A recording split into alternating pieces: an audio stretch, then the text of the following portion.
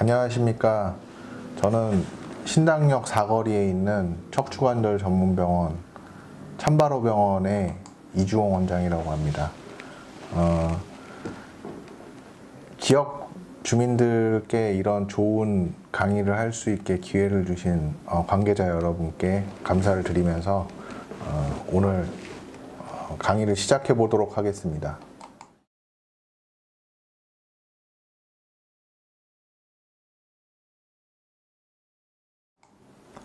자, 오늘의 주제는 퇴행성 관절염에 대해서 바로 알기라는 주제로 만성질환관리협회 주최로 후원은 LG케미칼, 그러니까 여러분들 무릎 주사 맞으시는 연골 주사 만드는 회사에서 후원해서 이런 교육 자료를 배포하게 되었습니다. 자, 퇴행성 관절염이라는 것은 여러분들이 이제 나이를 먹으면서 누구나 다 겪을 수 있는 질환입니다. 반복되는 사용에 의해서 노화가 진행함에 의해서 관절을 덮고 있는 막이 염증이 생기고 그 다음에 관절 연골이 닳게 되는 질환을 말하게 되는 건데요. 네. 자, 우리 보면은 무릎뼈에 그 뼈를 덮고 있는 연골이 있고 그 연골을 또 덮고 있는 활액막이 있고 그 다음에 그 활액막 안에는 뭐 윤활액들이 들어 있고요. 그 다음에 관절을 싸고 있는 관절낭이 있습니다. 근데 이 모든 구조물들이 반복되는 사용에 의해서 그 마모가 되고 그 마모된 그 조직들이 그 관절을 덮고 있는 막들을 자극해서 염증을 더 일으키게 되고 그 염증들이 또 그 관절 연골을 더 마모시키는 역할을 계속 악순환의 반복이 되기 때문에 퇴행성 관절염은 나이를 먹을수록 더 진행하게 되는 병입니다.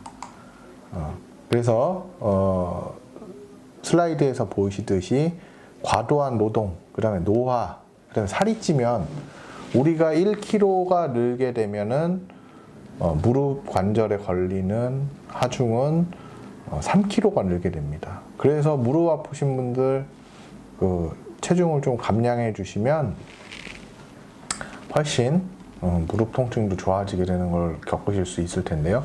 비만도 악화의 요인 중에 하나입니다. 그 다음에 뭐 잘못된 생활 습관, 뭐 이게 쪼그려 앉고 뭐 일하고 뭐 그런 걸 말하는 거고요. 아니면 다쳐서도 생기는데 이거는 조금 잘못된 것이 다쳐서 생기는 관절염은 퇴행성 관절염이 아니고 외상성 관절염입니다. 물론 영향을 줄 수는 있겠죠. 그 다음에 퇴행성 관절염의 발생 부위는 뭐 무릎, 척추, 엉덩이, 뭐 손가락 있는데 사실 체중 부하를 제일 많이 받는 무릎이나 뭐 발목 요런 데 많이 생기는 거죠. 하지만 퇴행성 관절은 나이 먹으면서 생길 수 있기 때문에 어느 부위에나 다 생길 수 있습니다. 그래서 체중 부하를 많이 받는 관절에 발생한다고 하고요. 그다음에 관절염이 생기면 여러분들이 젊었을 때는 다리도 아주 곧고 뭐 똑바르고 그랬을지라도 이제 나이를 먹어감에 따라서 다리도 약간 휘게 되고 그 다음에 뚱뚱해지고 이런 걸 느끼실 수 있을 텐데요. 예, 변형이 발생하게 되죠. 그 다음에 우리 한 55세 이상, 50세 이상 되면 조금씩 생기기 시작합니다. 그러면서 나이를 먹으면서 점점 더 진행하게 되는 거고요. 75세 이상 그 인구는 거의 다 갖고 있다고 보시면 되고 여성이 이 근골격계 질환에 좀 취약하기 때문에 여성이 남성보다 더 유병률이 높은 것으로 알려져 있습니다. 그래서 저도 대부분 저한테 오는 환자들의 한 80%가 여성 환자분들이고요. 그래서 퇴행성 관절염의 증상은 뭐 관절이 좀 뻣뻣하다든지 아프다든지 소리가 난다든지 그 다음에 다리가 처녀 때랑 틀리게 뭐 똑바랐던 다리가 오다리가 된다든지 뭐 그 다음에 무릎이 약간 뚱뚱해졌다든지 뭐 요런 변형들이 이제 증상으로 나오고요. 그 다음에 여러분들 흔히 얘기하는 게 이제 퇴행성 관절염하고 류마티스 관절염하고 이제 혼돈을 하시는 게 있는데요. 퇴행성 관절염은 노화 때문에 생기는 거고, 류마티스 관절염은 이제 면역 체계 질환인데 뭐 사실 유전적인 성향이 좀 있습니다. 그 다음에 퇴행성 관절염은 나이 먹으면서 생기는 거지만 류마티스 관절염은 이제 젊은 나이에도 발생할 수가 있고요. 퇴행성 관절염은 아까도 말씀드렸듯이 무릎이나 허리, 뭐 엉덩이, 발목 뭐 이런 데 많이 생기는데, 류마티스 관절염은 주로 이 손가락을 많이 침범하고요. 그 다음에 퇴행성 관절염은 저녁에 좀 사용하고 난 다음에 통증이 있지만은, 류마티스 관절염 같은 경우에는 아침에 뻣뻣하고 뭐 불편해하는. 그리고 퇴행성 관절염은 퇴행성 관절염이 발생한 그 관절의 통증 및 뭐 관절에 관한 뭐 이제 증상만 나오지만, 류마티스 관절염은 전신 질환이기 때문에 뭐 눈에도 생기고 뭐 혈관에도 악영향을 끼칠 수 있고, 여하튼 뭐 다방면으로 안 좋아지는 그 무서운 관절염입니다. 자, 그 다음에 관절의 자가 진단법, 여러분들도 한 번씩 체크를 해보세요. 일단은 무릎이 뭐 붓고 물이 차는 것 같다. 그 다음에 무릎에 소리가 난다. 그 다음에 무릎을 굽혔다 폈다 하는 것에 제한이 있다.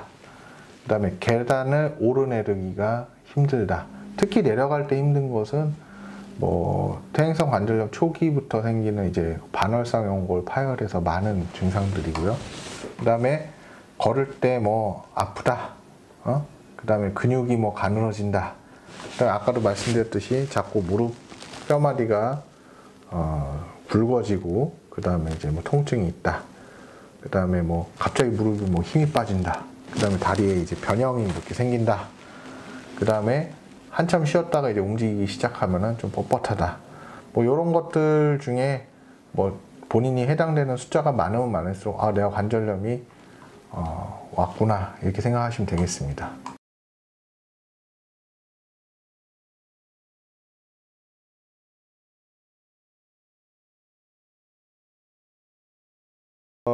퇴행성 관절염은 아까도 제가 잠깐 말씀드렸는데, 1단계가 이제 연골이 조금씩 이제 나이를 먹음에 따라서 이제 닳게 되고요. 2단계가 그 닳으면서 떨어져 나온 연골 조각들이 이제 그 톱니바퀴에 뭐 우리가 이물을 넣었을 때 그 톱니바퀴도 돌아가면서 망가지듯이 그런 부서진 연골 조각들이 떨어져 나와서 관절 연골 사이에 끼게 되는 경우에 이제 통증도 더 유발하고 관절 연골을 더 망가뜨리게 되는, 그 다음에 이제 뭐 그것에 의해서 물도 좀 생기고 활액이죠. 활액이 더 만들어지고, 그 다음에 그 활액막도 이제 자극이 돼서 이제 뭐 물도 더 만들어내서 물도 차고 통증도 유발되는 그런 단계가 이제 2단계라고 생각하면 되고요. 그 다음에 이제 3단계쯤 되면은 그런 것들이 자꾸 자극이 되고 그러니까는 무릎 안에서 뭐 연골도 더 닳고 활액막도 더 두꺼워지고 뭐 물도 더 많이 만들어지고, 그러다가 이제 더 자극이 되니까 이제 뼈를 만들어내게 됩니다.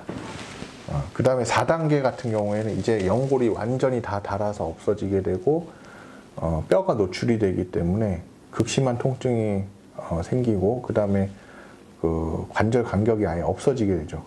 뭐 엑스레이 찍어보신 분들은 의사가 하는 얘기 중에 연골이 다 닳아가지고 딱 붙었네요, 이런 얘기를 들어보셨을 텐데, 그런 단계가 이제 4단계가 되는 거죠. 네. 그래서 우리 슬라이드에서 보시면 그 연골 및 활액을 만드는 세포가 노화돼서 관절 연골 및 활액의 탄력성이 상실되고, 탄력이 없어지니까 이제 충격 때 관절 보호를 못 한다는 거죠. 그래서 통증도 생기고 완충작용이 안 되니까 더 많이 닳고 갑자기 급속하게 나빠지고, 이런 그 과정을 거치게 되는 것입니다. 그래서 여러분들 병원에 가서 엑스레이 다 한 번씩 찍으시잖아요. 그러면은 정상인 경우 이렇게 관절 뼈하고 뼈 사이에 이렇게 까만 간격이 보이죠. 예. 이게 이제 저 간격에는 엑스레이에 보이지 않는 연골이 들어있는 겁니다. 연골이 다 닳았어요. 이런 얘기 의사들한테 많이 들으셨을 텐데, 연골이 다 닳았으면 엑스레이에 보이지 않는 뭔가가 저기 연골이 저 까만 공간에 차고 있었는데 그 공간이 좁아졌다는 거는 연골이 다 닳았다는 거죠. 그럼 뼈끼리 맞닿게 되는 거거든요. 그리고 뭐 요렇게 뼈가 조금 생긴다든지, 그 다음에 더 진행하게 되면 이 간격이 완전히 그냥 주저앉게 되죠. 예. 그 다음에 이제 말기가 되면은 간격도 없어지지만은 그 뼈하고 뼈 맞닿는 곳이 이제 조금 더 하얗게 경화라고 그러는데 변화가 더 생기게 됩니다. 저쯤 되면은 말기쯤 되면은 통증이 심해서 걷는 것도 좀 힘들 수도 있습니다. 그래서 치료는 어떻게 하느냐, 뭐 지팡이도 쓰고 뭐 스틱도 쓰고, 그래서 좀 체중 부하를 좀 덜어주는 방법도 있고요. 그 다음에 뭐 서 있거나 오래 걷기 뭐 이런 거를 좀 피하고, 계단 같은 것도 좀 피하고, 좀 예전 젊었을 때 생각만 하지 마시고 조금 무리가 되지 않는 범위 내에서 휴식을 취하면서 이제 생활하시는 걸 버릇을 들이시는 게 좋고요. 그 다음에 이제 그 뭐 온찜질 도움이 됩니다. 그 다음에 이제 붓고 뭐 열나고 그럴 때는 냉찜질이 도움이 되기도 하고요. 그 다음에 뭐 여러분들 무릎에 이제 차는 밴드 같은 걸로 좀 압박을 좀 해주는 것도 도움이 됩니다. 네. 그 다음에 이제 초기 관절염일 때는 우리가 뭐 병원에 가면은 아직 초기라서 뭐 약을 드시죠. 그 다음에 뭐 물리치료 좀 하시죠. 이렇게 하지 않습니까? 그 다음에 뭐 그 운동은 사실 무릎 주변 근육 강화하는 운동이 좋고요. 저는 개인적으로는 뭐 수영, 아쿠아로빅, 자전거 이런 걸 추천을 하지 등산 피하라고 합니다. 그 다음에 뭐 격한 운동들 있지 않습니까? 뭐 그런 건 좀 피하는 게 좋고, 제일 좋은 거는 수영, 아쿠아로빅, 자전거 뭐 이런 게 좋습니다. 그 다음에 이제 조금 단계가 지나가서 중기 정도 되면은 이제 관절염이 어느 정도 뭐 생겼다고 보면 되거든요. 초기에는 엑스레이 티가 별로 안 날 수는 있지만은 중기 정도 되면은 관절 간격도 좁아지고 그러기 때문에 뭐 연골 주사 같은 걸 좀 저는 맞으시라고 이제 추천하는 편인데, 제가 환자분들한테는 연골 주사는 치료약이 아니다. 기름칠을 하는 거다. 이렇게 제가 설명을 많이 드립니다. 녹슨 기계에 기름칠을 해야지 그 기계를 더 오래 써먹을 수 있는 거 아니냐. 아플 때 와서 연골 주사를 맞으면 뭐 조금 통증 경감은 되겠지만 효과가 경감된다. 초기에 덜 아플 때 보호를 위해서 미리미리 기름칠을 해줘라. 저는 이렇게 말씀드리는데, 여러분들이 흔히 연골 주사 맞자고 하면은 뼈 주사를 맞는 줄 아세요. 뼈 주사 그거 안 좋은 거 아니에요 이렇게 얘기하는데, 뼈 주사는 스테로이드 주사를 얘기하는 거고요. 그건 맞으면 바로 안 아픕니다. 하지만 연골 주사는 통증 조절 목적으로 놓는 것은 아니고요. 기름칠을 하는 목적으로 맞는다, 이렇게 생각하시면 되겠습니다. 저는 뭐 초기부터 해서 좀 적극적으로 연골 주사 맞으면서 관리하셔라, 이렇게 말씀을 드리고요.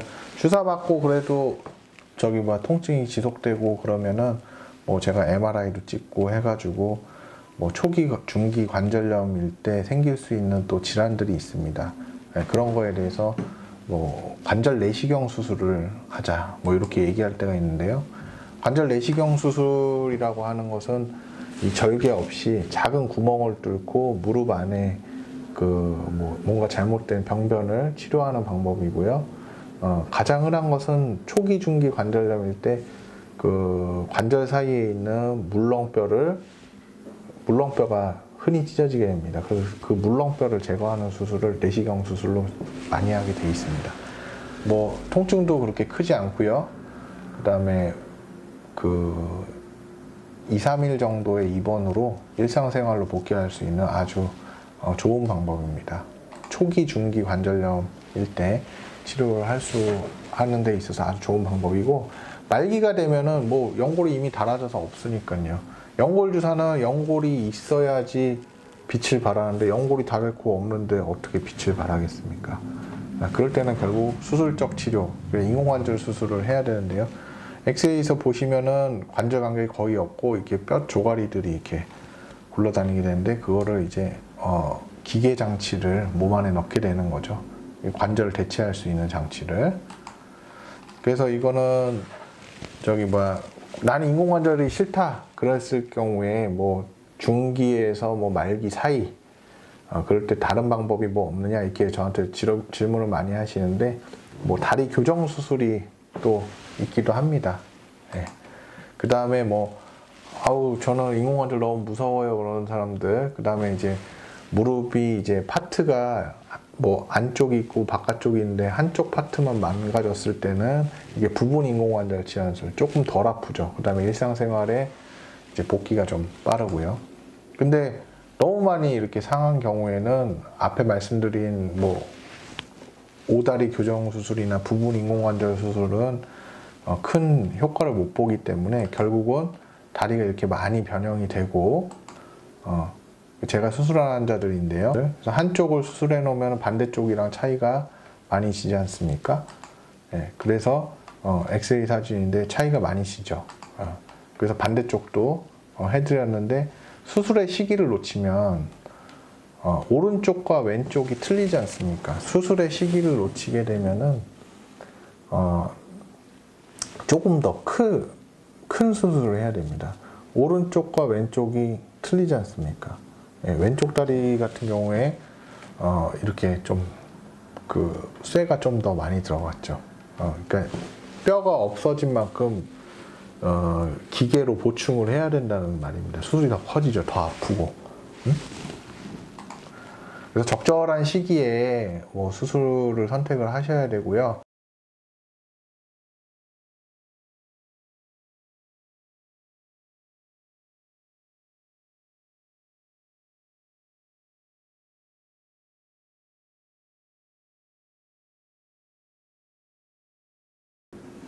그 다음에 이제 대부분 이제 제가 우리 주사 맞고 연골 주사 맞고 버티시죠 이렇게 얘기하신 분들이 아우 나 뼈 주사 안 맞아요. 연골 주사하고 뼈 주사는 엄연히 틀립니다. 아까도 말씀드렸는데 뼈 주사는 스테로이드 주사입니다. 이거 맞으면 바로 안 아프죠. 네, 근데 단기간엔 그렇지만 장기간에는 이게 더 연골이나 뼈를 더 망가뜨리기 때문에 장기간 반복해서 맞았을 경우에는 나중에 더 큰 대가를 치러야 되는 그게 뼈 주사고요. 연골 주사는 그냥 말 그대로 기름칠 하는 겁니다. 기름칠. 연골 영양 주사 맞는 거죠. 그러니까 주기적으로 초기에 기름을 보충을 해주는 방법이고, 아까도 말씀드렸지만은 그 뼈 주사는 단기간에 바로 안 아프지만은 금방 효과가 없어지고 또 계속 반복해서 맞다 보면은 더 큰 문제를 일으킬 수 있지만, 연골 주사 같은 경우에는 그냥 무릎 안에 있는 활액, 관절액에 성분을 넣어준다고 생각하시면 될 것 같습니다. 그러니까 안전하고 부작용이 별로 없습니다. 그래서 연골 주사라고 하면은 5번 맞는 게 있고 3번 맞는 게 있고 1번 맞는 게 있습니다. 6개월마다 주기적으로 저는 맞아서 관리를 하라고 하는데, 선생님 그러면은 5번 맞는 거, 3번 맞는 거, 1번 맞는 거 무슨 차이가 있어요? 이렇게 질문들을 많이 하시는데 용량의 차이이고요. 네, 뭐 아무래도 5번 맞는 것보다는 1번 맞는 게 한 번에 양이 많이 들어가기 때문에 좀 불편감이 더 있으실 수는 있습니다. 그래서 자기 집 근처에 인근 병원이 있어서 거기 자주 다니시는 분들은 뭐 5번 맞아도 좋고요. 의사 자주 만나서 점검 받는 거니까, 내가 너무 멀리 있는 병원을 다니는 경우, 그런 분들은 뭐 6개월에 한 번 와서 6개월에 한 번씩 맞는 주사, 연골 주사 맞고 가시는 분들도 있습니다. 그래서 연골 주사의 효과는 뭐 실제 맞으면은 통증이 좀 완화되긴 합니다. 하지만 통증 조절은 뼈 주사 맞으면 바로 안 아프죠. 하지만 연골 주사는 그런 효과는 좀 떨어지지만 어느 정도의 통증 감소 효과는 있고, 그 다음에 무릎을 채워주는 활액 성분을 넣어주는 거기 때문에 이 조금 손상된 연골을 좀 보호하는 효과가 있고, 그 다음에 이제 그 윤활 역할을 하기 때문에 무릎이 좀 부드럽고 자기 관절 기능을 유지시킬 수 있는 그런 역할을 하는 주사입니다. 그래서 한 번 맞는 연골 주사, 제가 아까도 말씀드렸듯이 5번 맞는 연골 주사나 한 번 맞는 연골 주사 차이가 뭐냐? 똑같은 성분이지만 용량의 차이일 뿐입니다. 네. 그래서 6개월에 뭐 한 번만 맞으면 끝나는 게 아니고 6개월마다 이제 한 번을 맞는 거죠. 5번 맞는 연골 주사는 일주일에 한 번씩 가서 5주를 맞는 거고 6개월마다요. 3번 맞는 연골 주사는 일주일에 한 번씩 3번 6개월마다. 근데 뭐 맞고 나면은 좀 무릎이 당장은 아프고 그래도 좀 부드러워지고 그렇습니다. 그 다음에 이제 6개월에 한 번 맞는 주사 같은 경우에는 기존에 뭐 5번 맞는 것보다는 아무래도 조금 더 오래 지속되는 효과가 있습니다. 그래서 6개월에 한 번 맞는 연골 주사, 집이 멀어가지고 병원에 자주 오기 힘든 사람, 그런 분들한테 저는 추천드리고 있고, 5번 찔리는 거, 주사 맞는 거 아주 곤혹이에요. 그런 사람은 이제 5번 찔리는 것보다는 한 번 찔리는 게 좋으니까, 여러 번, 그게 결론은 여러 번 주사 맞기 싫은 사람들, 번거로운 사람들, 6개월에 한 번 맞는 연골 주사 전 추천하고 있습니다. 그래서, 나이를 먹으면서 우리가 뭐 누구나 다 겪게 되는 퇴행성 관절염을 피해갈 수는 없지만, 생활 습관을 조금 바꿔주면서 관리할 수는 있다고 생각합니다. 저는 쪼그려 앉는 자세를 좀 피하라고 말씀드리고 싶고요. 그 다음에 이제 내가 무릎에 이상 신호가 왔을 때는 계단을 오르내리거나 등산을 하거나 뭐 그런 방법보다는 엘리베이터를 타거나 뭐 에스컬레이터를 타거나 뭐 요렇게 좀 피해 다녀라. 그 다음에 뭐 평소에 좀 온찜질 좀 하고 좀 무릎이 붓는 것 같고 그러면은 차가운 찜질 좀 하고, 그 다음에 무릎 주변 근육 강화 운동을 좀 해줘라. 그 다음에 뭐 편한 운동화 같은 거 신고 지내라. 그 다음에 아까 말씀드렸듯이 1kg를 줄이면 무릎의 체중 부하는 3kg가 줄기 때문에 체중 감량을 좀 해주자. 그래서 체중 조절 줄이고, 그 다음에 규칙적인 운동은 운동은 수영, 아쿠아로빅, 자전거 추천합니다. 네, 그 다음에 무릎 주변 근력을 좀 강화를 해주자. 그 다음에 퇴행성 관절염은 참지 말고 주기적으로 연골 주사 맞으면서 좀 관리를 해주자. 그 다음에 무릎 주변 근육 강화 운동도 하고, 그 다음에 퇴행성 관절염에 안 좋은 자세들을 좀 피하자. 여기도 나오네요. 수영, 자전거, 좋습니다.